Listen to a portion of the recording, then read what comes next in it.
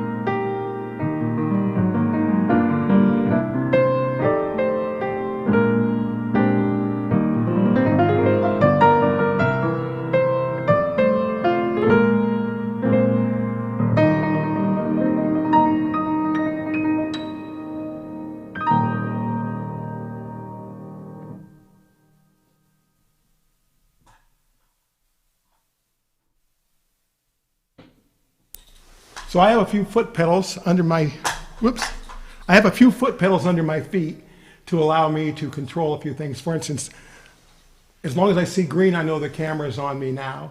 I can start a visual sequence running of different camera shots, which is great. All the things that run more or less automatically in the background when I'm performing, there's similar routines that run in the background when I improvise. It starts out with my background. Either I perhaps have gone to a school and learned jazz rudiments, jazz runs, jazz scales, jazz chords, jazz, all of that. None of that for me.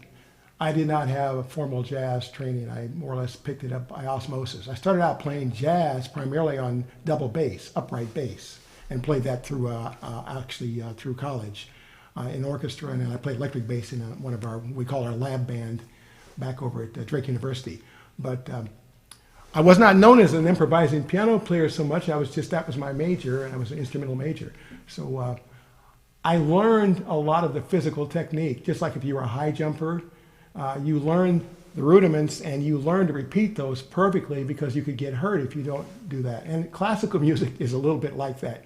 If you don't perform your scales and your arpeggios more or less flawlessly, because so much of that is baked into classical music, you suffer immediately and you fall behind. But anyway, classical music was never my strong suit. I more or less played it because that was how I could get through school and get to the good stuff, whatever I thought the good stuff was at the time. So if we're talking about how I improvise, it starts with having big ears. And mine aren't that big, but by the way, I've got something in this ear so that I can listen to some tracks I'm going to play for you so that we can talk about a couple of things. And we'll start out with one right now. Let's see if I can do this.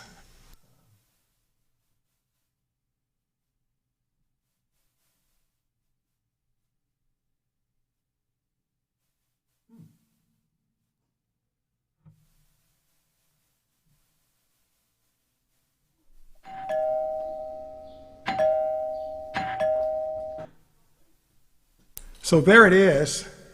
So there it is. That's the sound. So you heard it. We'll do it again now.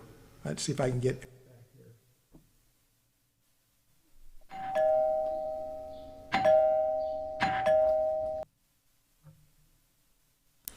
Too much fun, right? Anyway, I'll get the hang of this, but I love that. So let's take a look at that. So now how would I use that to improvise? Well, there's a certain interval.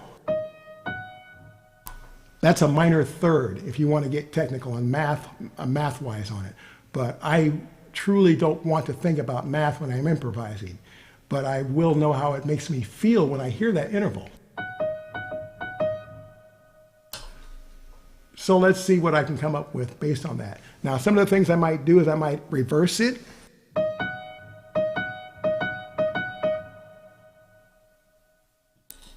Or I could play it slower or faster, or I could play. All right, well, enough said about that. I'll show you what I can do with this one theme. We'll see if I can bake it into a couple of places.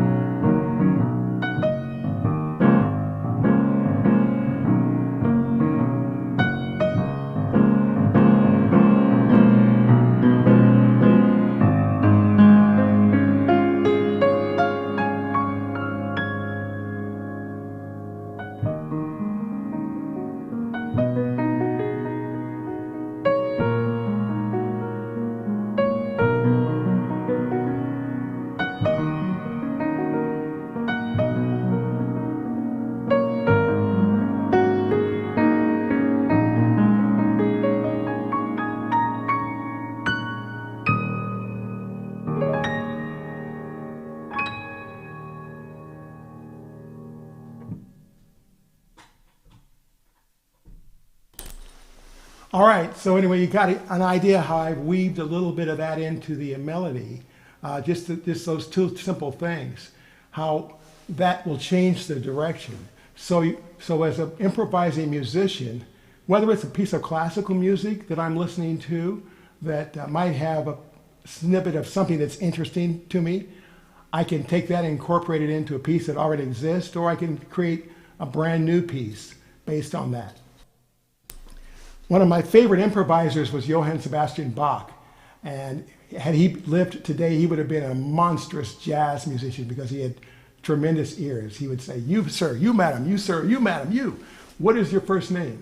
And he would take letters from their first name and compose a toccata and fugue based on the names that he received. And, it's a very powerful, I can't do that. It's a very powerful version of what you could do if you hear really well. Now also, Bach understood the mechanics of 12-tone harmony. So he knew that forward and backwards. And that gave him a great help. And of course, with me, it's the same thing. I know theory, I understand music theory, the math behind the music, if you were, as well as the rules. So I do know what rules I'm breaking when I choose to break them.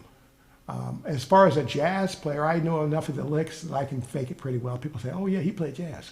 Whether I know all of the library of the American Standard Jazz book, I don't, but I can get around enough. So I'm going to play a little bit, and then we're going to try improvise on another one here. I'm going to find here.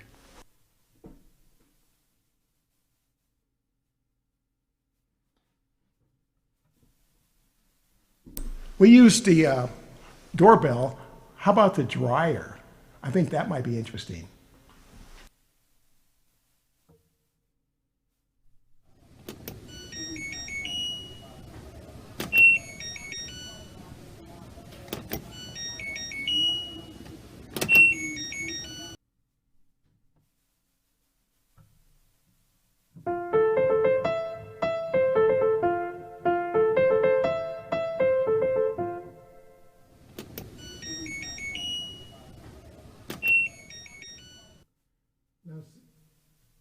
Now see, I got one wrong.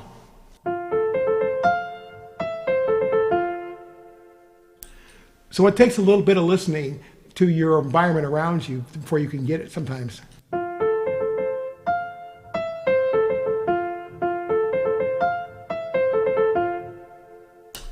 Okay, let's play around and see what I can do with that. I have no idea.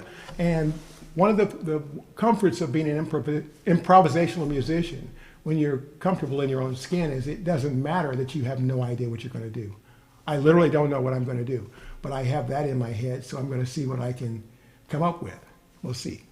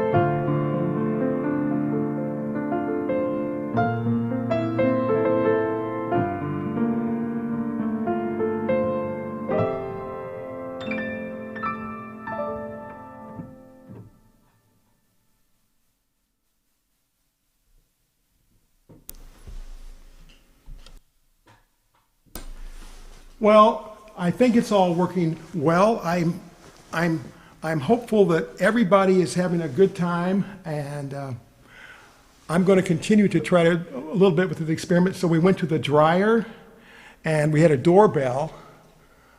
What else do I have? Oh, well, this one's fun. Maybe I'll save that for a little bit later.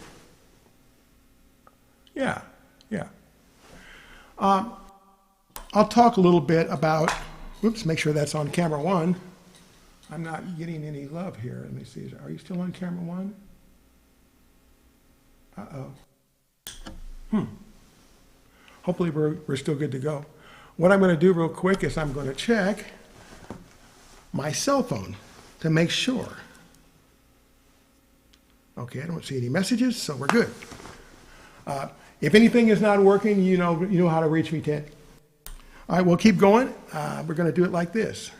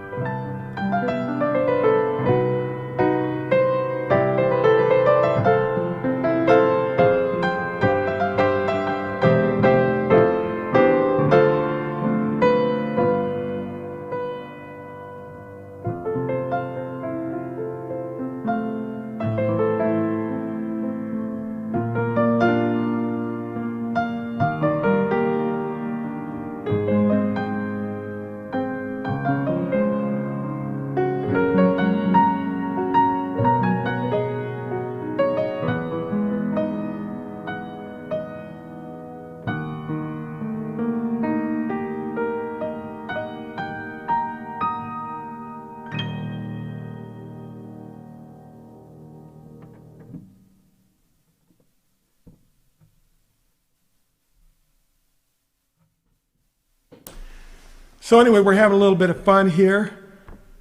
Uh-oh. I hope you're enjoying this. I'm having a ball myself. And perhaps, let's see, we talked about the, what did we talk about? We talked about our dryer. Let's go to the stove and see what kind of trouble we can get into. How about that? Let's run to our oven timer. So here goes. Wish us luck.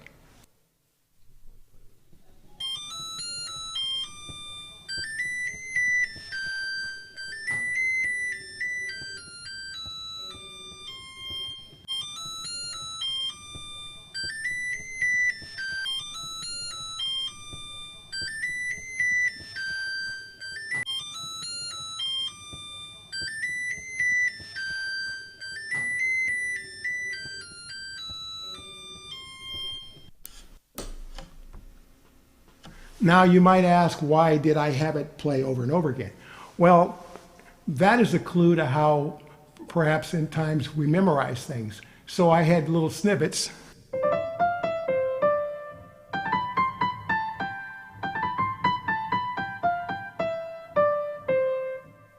So I might take the first part.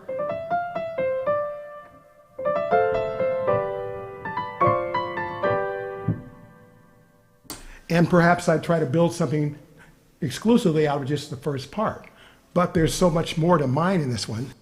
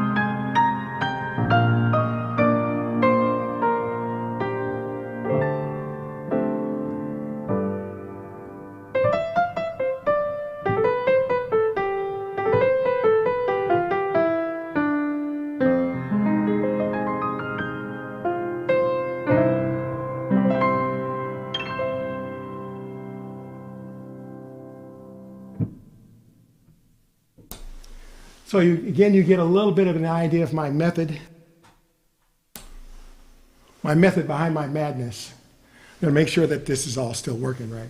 But you're getting a little bit of the key into what I do. And as you can see, I had no idea of what I was going to play, but I had no fear either. And it either comes with naivety, perhaps. If you'd want to talk about the 4 stages of competence, there's the first one, which is unconscious incompetence. I simply don't know, I suck. I simply don't know. And then you have the point of conscious incompetence, and that's, I know I suck, but still don't have any way to work my way out of it unless I'm willing to do the work.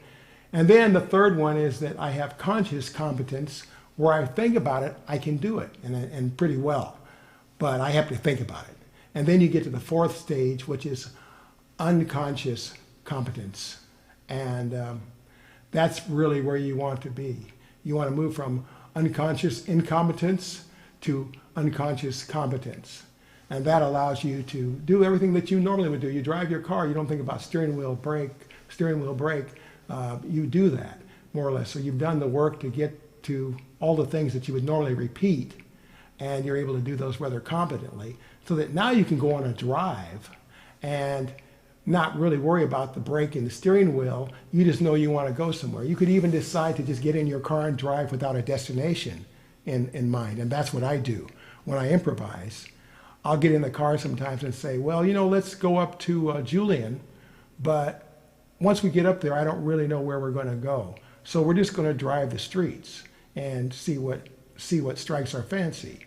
And it's more or less like that when I pick a song to play, especially as an improvising musician, that I might have started out on a highway that everybody knows how to get to, and then at some point I decided to go a little bit off-road.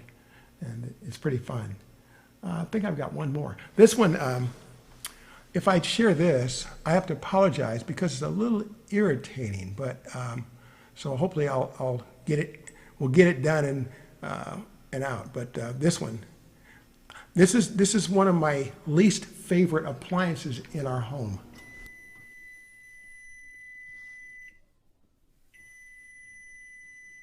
And you see why.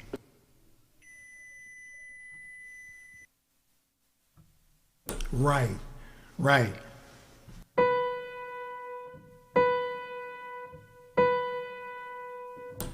And unfortunately, there's no way to make it, I don't think I can make it softer or anything. I mean, or that is the softest setting. Anyway, it goes right through like a mosquito in the ear.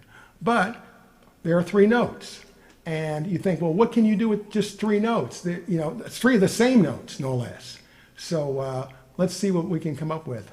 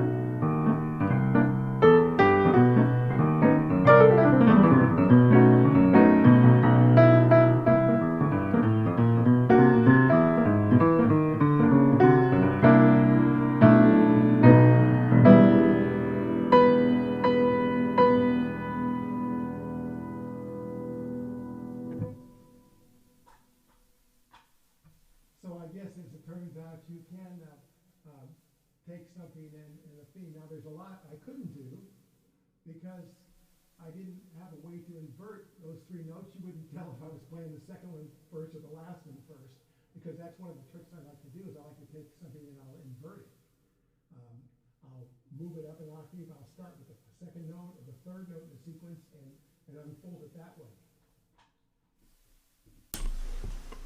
Oh, awkward. I just realized I was pressing on the wrong pedal. I have too many pedals down here.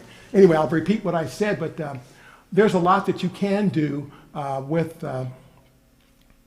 even though I was unable to invert or change the melody in any manner, I was able to turn around and actually have some fun with incorporating a little bit of Chopin.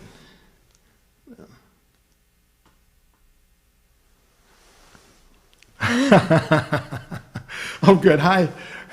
That's great. Thank you so much, Ted. Wanted to make sure everything was working on the one.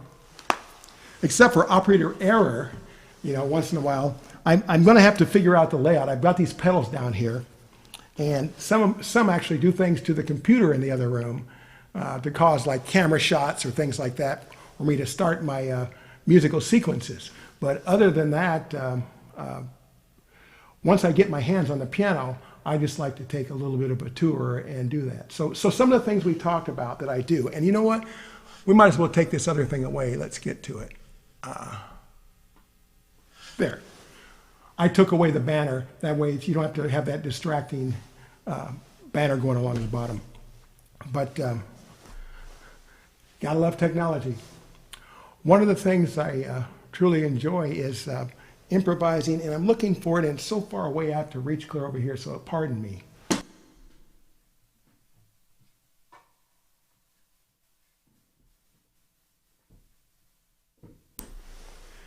Now, I started playing flute in my teen years, and I stopped, and then I didn't have one for a while, and so I gifted myself a nice flute last year. I think it was last year, and I began playing it again.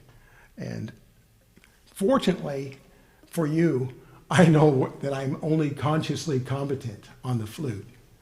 But regardless, I have a lot of fun, and I'm just checking the time. Okay, we're good.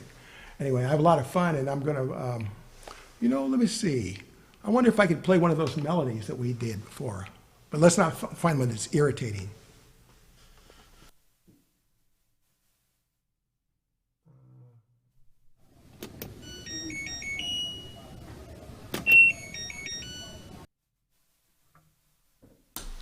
Now, because I'm an improvising musician, I know where the notes are.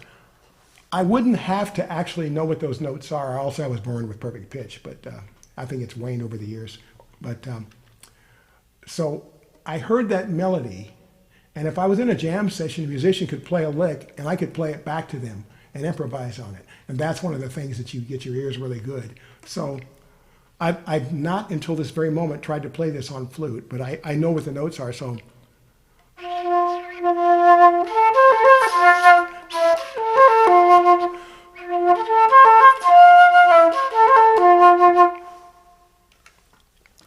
Now, if I was a real jazz player, of course, I'd be able to play, something really fancy. But I can't blow you away with that kind of stuff. I hope to be able to play a lot more improvisatory type stuff on the flute. But now it's like.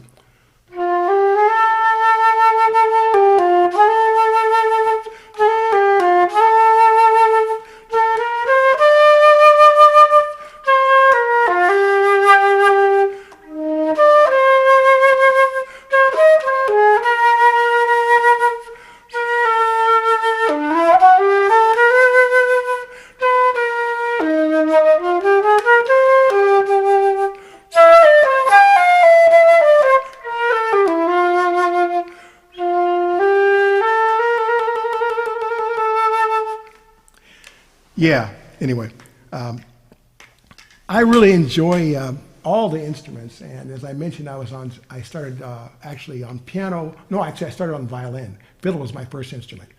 And I thought about getting a fiddle again, so I thought I'd go to Iowa and get my fiddle. But unfortunately, it was put on the curb, I found out sadly, for trash a couple of decades earlier. So and the best I can do is buy myself another violin. And I can say this softly because my wife's in the other room. So I found an electric violin. And the electric violin, you know, you can play it and you don't bother anybody. I won't do it, don't worry. Maybe I'll get bagpipes.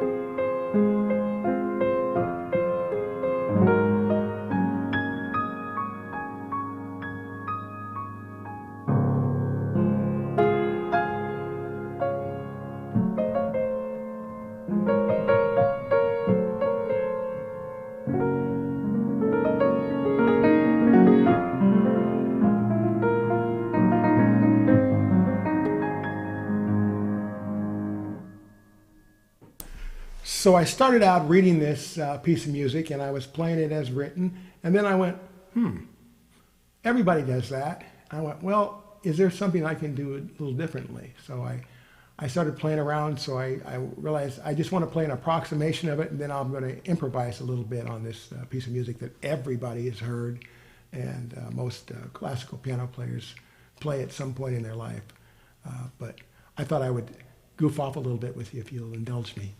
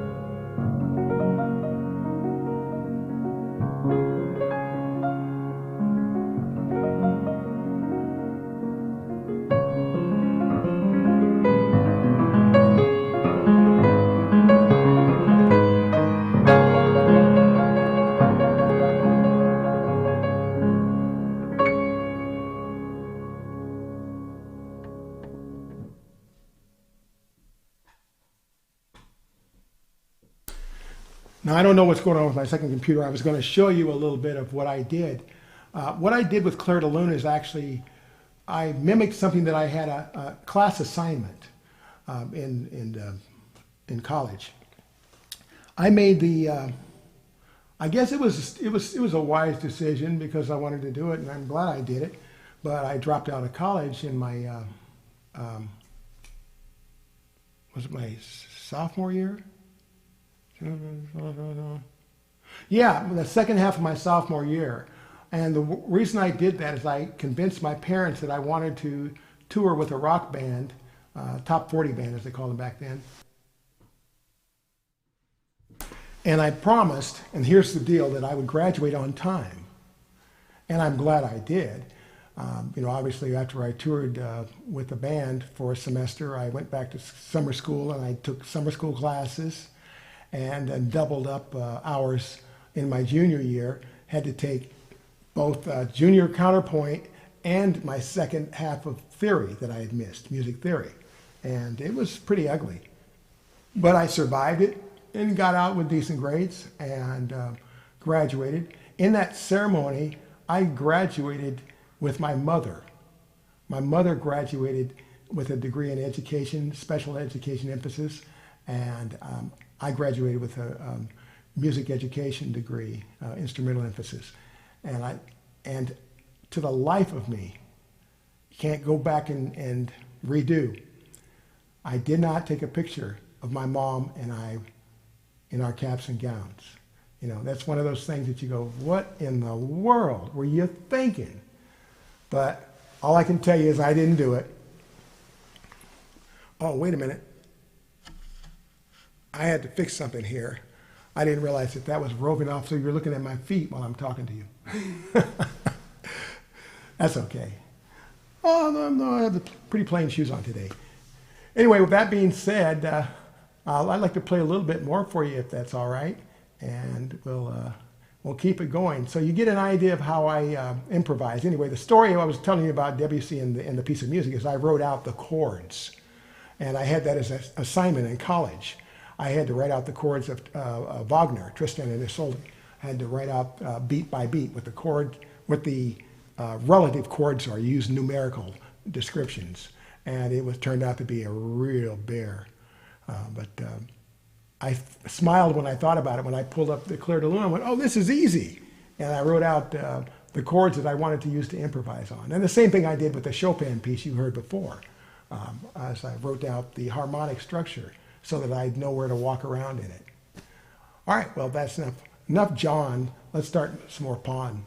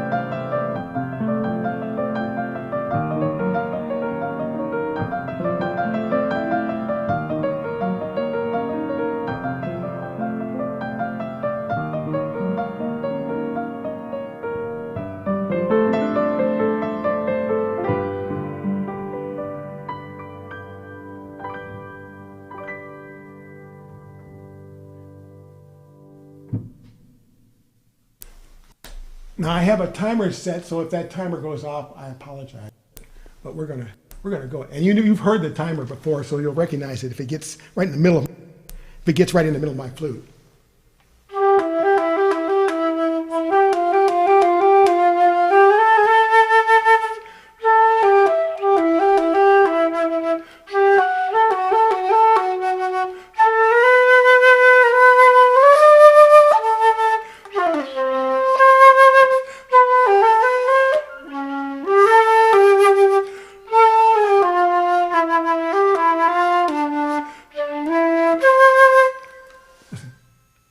Hear it? Wait a minute, here it goes. Come on.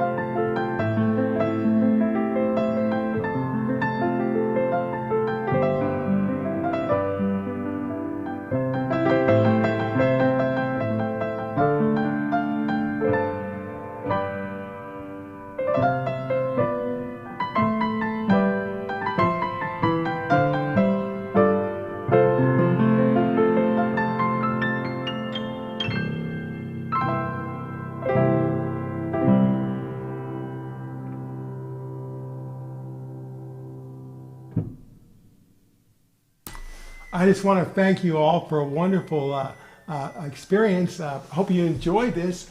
I'm going to stop that timer, so I'll be back in 15 seconds. I just have to touch that because,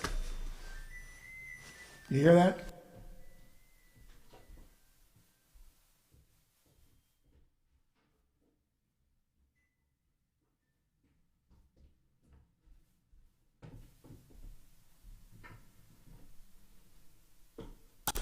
Ah, sweet relief. It wasn't the microwave, at least, but anyway, Ted, I wanted to thank you for hooking me up with this opportunity to again entertain you. Now, I will play just a little bit longer, but Ted texted me to know because I don't want to make sure that there are not any golden glass slippers or anything that are in play. So I will be happy to play a couple more as long as everything is good. All right. So, Ted, I'm waiting for you. I'll leave this up here.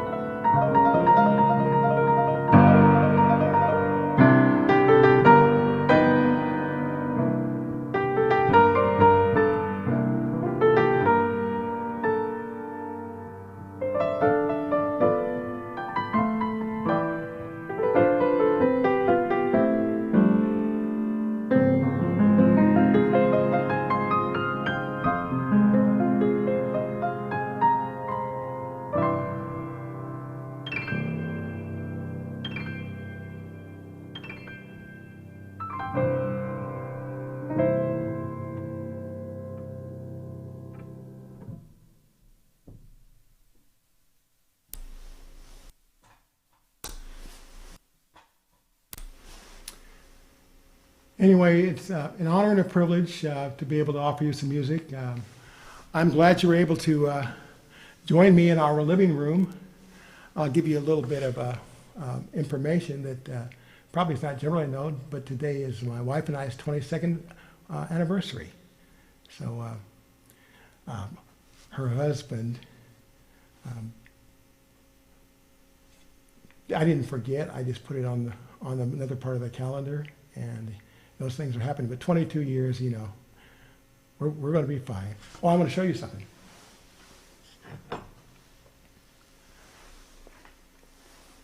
Here's what makes it doubly bad. I don't know if you can see this. Let me see if I can get a close-up camera shot here. Let's see. Where can I do? Oh, medium shot. Okay, we'll try that. This is a cup that my bride painted our wedding date on, and so that I wouldn't forget. Well, anyway, that being said, I want to thank you all for joining, and I look forward to perhaps one day we'll do this again. And of course, performing out in the public is the thing that we all like to do. We like that one-on-one sharing, but until such time, we're getting used to this new normal, and we're going to make the best of it and do the best we can with it. And with that, I'm going to see you soon. Now let's see if I can do my next little hat trick.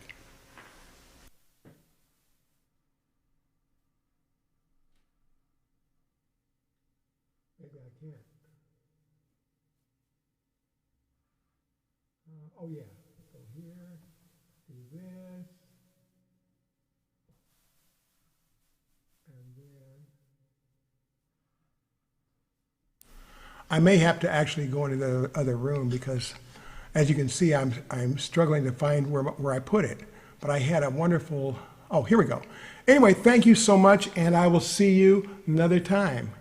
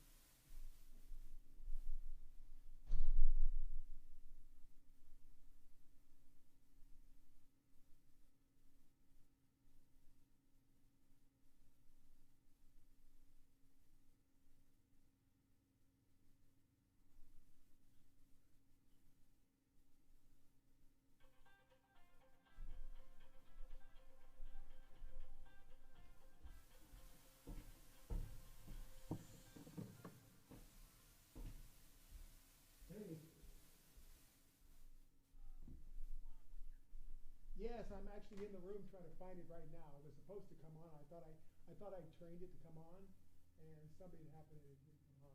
So I'm actually getting ready. I'm doing it. I'm in here right now. No, I'll have it back here. I just have to find it. And it was funny. I tried to move it up where I could find it. Oh, and it's playing actually, but I just didn't have it. The audio didn't come on for some reason. So we should be hearing it now.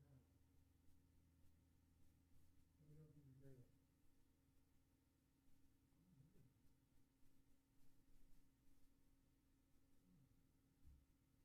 Oh, I'm sorry. I'm one song off. Oh, there it is. Senior. I was one block off. I had it in number slot number 18. That's why I couldn't find it. I was staring. I couldn't read it. Nice to be read. Let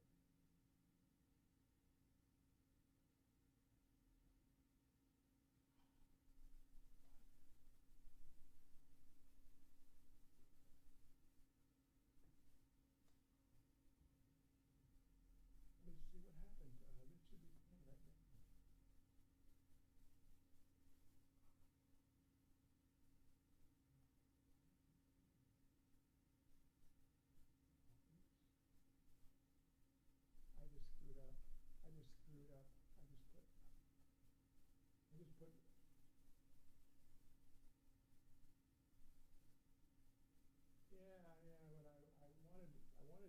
I trained it to start the song, and I don't understand why the song isn't starting already. Oh, dang nabbit. You know what? Why it isn't running is I have it turned down because I faded it. Yeah. For me, music is a very,